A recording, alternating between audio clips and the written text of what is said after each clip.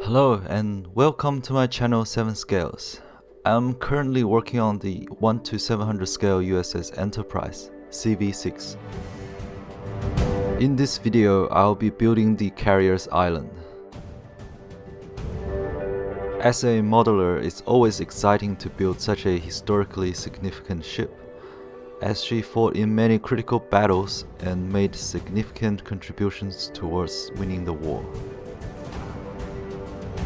1 to 700 scale ships is my favorite scale model category. Even though the Enterprise is gonna be my 12th ship, I still find it quite challenging. But challenge is part of the fun. The 2018 Trumpeter kit I'm using for this build is the late 1942 Enterprise, before her major refit in 1943.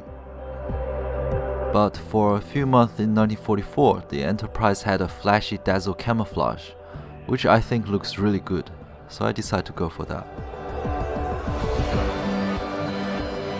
There are quite a few modifications needed for me to convert the kit. I was able to print the parts using a 3D printer. I made them in Blender, and if you are building the same kit, you can download the STL files. Link below.